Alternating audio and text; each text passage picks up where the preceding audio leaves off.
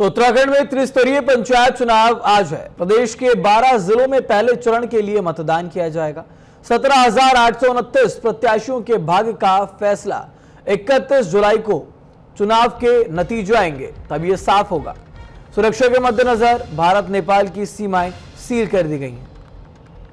तो उत्तराखंड में पंचायत चुनाव की सभी तैयारियां पूरी कर ली गई। आज 12 जिलों के 49 ब्लॉक में पहले चरण का मतदान हो रहा है। गढ़वाल मंडल के 26 और कुमाऊं मंडल के 23 विकासखंड में मतदान हो रहा है। 26 लाख से ज्यादा मतदाता अपने मत का इस्तेमाल करेंगे। वहीं पहले चरण में 17,829 प्रत्याशियों के भाग्य का फैसला मतपेटियों में कैद हो जाएगा। उत्तराखंड में पंचायत चुनाव के लिए 2 चरणों में मतदान होना तय हुआ है। वहीं 28 जुलाई को दूसरे चरण के लिए मतदान होगा। तो त्रिस्तरीय पंचायत चुनाव का परिणाम 31 जुलाई को सामने आएगा।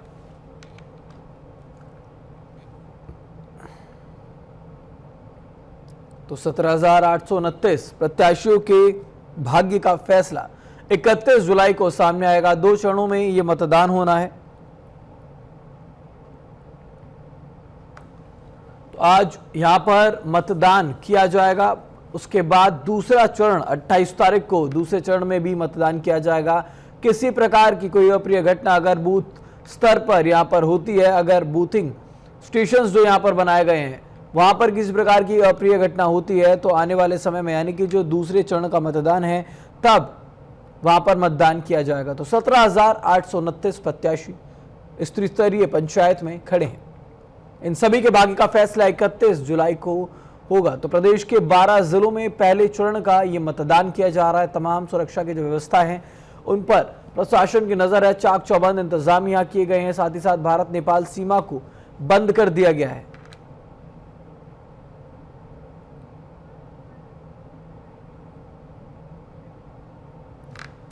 तो इस खबर पर ज्यादा जानकारी के साथ हिमांशु हमारे संवाददाता जुड़ चुके हैं। हिमांशु, आज यहाँ पर मतदान होने और क्या कुछ तैयारी उस मतदान को लेकर यहाँ पर की गई है, सबसे पहले तो ये बताएं आप। ऋतिक, अगर मतदान की बात कर ले तो आज त्रिस्तरीय पंचायत चुनाव के तहत उत्तराखंड में जो है मतदान होने जा रहे हैं और इसके बाद जो है सुबह 8 बजे से ये मतदान की प्रक्रिया जारी है और मतदान शाम 5 बजे तक चलेगा। हालांकि जो मतदान है वो रिमोट एरिया में चल रहे हैं, यानी कि दूरस्थ इलाकों में चल रहे हैं। प्रथम चरण के इसमें चुनाव हो रहे हैं और इसके बाद अगर बात कर ली जाए तो द्वितीय चरण के जो चुनाव होने हैं वो 28 जो जुलाई है इस दिन होने। अगर आज किसी कारणवश कहीं पर मतदान रुकता है तो ऐसे में जो है 28 जुलाई को द्वितीय चरण के साथ ही उनके मतदान करवाए जाएंगे। हालांकि सभी पोलिंग पार्टियां जो है वो तय समय पर पहुंच गई हैं। इसके साथ ही साथ तकरीबन 17,000 से अधिक जो मतदाता हैं, माफ कीजिएगा प्रत्याशियां, उनका आज जो भाग्य का फैसला है वो मतपेटी में कैद हो जाएगा और तकरीबन जो 26 लाख मतदाता हैं वो अपने मताधिकार का प्रयोग करेंगे। वहीं दूसरे चरण की तैयारियां भी निर्वाचन आयोग ने पूरी कर ली है। राज्य निर्वाचन आयोग का साफ तौर पर कहना है कि अगर किसी भी परिस्थिति में चुनाव टलता है तो ऐसे में ये देखने वाली बात होगी कि जो 28 जुलाई को होता है तो इस दौरान क्या कुछ जो अति संवेदनशील इलाके हैं या संवेदनशील इलाके हैं, कहीं पर आपदा जैसी परिस्थितियां आती हैं तो वहां पर क्या दोबारा चुनाव करवाने की जो नौबत है वो आ सकती है। बिल्कुल हिमांशु, क्योंकि हम देख रहे हैं 2 चरण में ये मतदान यहाँ पर होना है। पहला चरण आज और दूसरा 28 तारीख को होगा। लेकिन ऐसे में ये जानकारी बहुत अहम हो जाती है कि आखिरकार क्या जो यहाँ पर मतदान के लिए जो जगह है, जो पोलिंग स्टेशन है, वहां पर किस प्रकार की सुरक्षा व्यवस्था यहाँ पर बनाई गई है। ऋतिक, सुरक्षा व्यवस्था की अगर बात कर ली जाए तो सुरक्षा व्यवस्था को लेकर जो है पहले ही डीजीपी ने सख्त निर्देश दिए थे और साफ तौर पर यह कहा था कि कहीं पर भी जब मतदान हो तो कहीं पर भी शांति व्यवस्था जो है वो बनी रहनी चाहिए और अशांति न फैले। वहीं अगर पूरे चुनाव की बात कर ली जाए तो पूरे चुनाव में तकरीबन 20,000 से अधिक जो पुलिसकर्मी है, चाहे वो होमगार्ड के हो या पुलिस कर्मचारी हो या कोई अन्य जो भी यहाँ तक कि फॉरेस्ट गार्ड तक की भी ड्यूटी लगाई गई है। तो ऐसे में तकरीबन 20,000 से ज्यादा कर्मचारी हैं, उनकी ड्यूटी लगी हुई है और तकरीबन राज्य भर से तकरीबन 95,000 से अधिक जो कर्मचारी हैं, सरकारी कर्मचारी, वो इस चुनाव को संपूर्ण और शांतिपूर्ण तरीके से संपन्न करवाने के लिए लगातार कार्य कर रहे हैं। जी ऋतिक।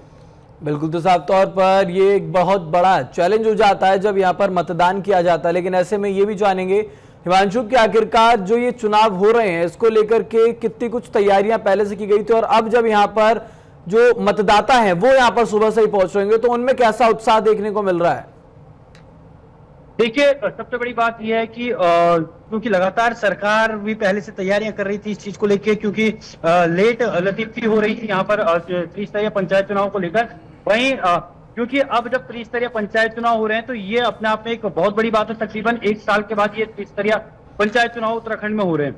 वहीं उत्साह की बात करें तो सबसे अहम ये है कि ग्रामीण इलाकों में सबसे खास तौर पर ये उत्साह देखा जाता है। और सबसे बड़ी चीज ये भी एक इस बार उत्तराखंड के स्तरीय पंचायत चुनाव में ये देखने को मिली है कि स्तरीय पंचायत चुनाव में तकरीबन 22,000 से अधिक जो प्रत्याशी हैं वो निर्विरोध चुने गए हैं। यानी कि लोगों ने बढ़ चढ़कर भागीदारी जरूर ली है, लेकिन निर्विरोध तरीके से जो है अपनी जो दांव लगाया था अपनी कुर्सी पर, वो उस पर भी जीत हासिल की है। क्योंकि ग्रामीण इलाकों की बात करें, त्रिस्तरीय पंचायत की बात करें, बिल्कुल, तो एक तमाम ग्रामीण तैयारी मुद्दों पर लड़े सरकार जाते हैं की और तरफ ऐसे से भी, ग्रामीण- प्रशासन की तरफ से कर ली गई थी और यहाँ पर मतदाताओं में भी काफी ज्यादा उत्साह देखने को मिल रहा है। बहुत धन्यवाद आपका तमाम जानकारी के लिए हिमांशु।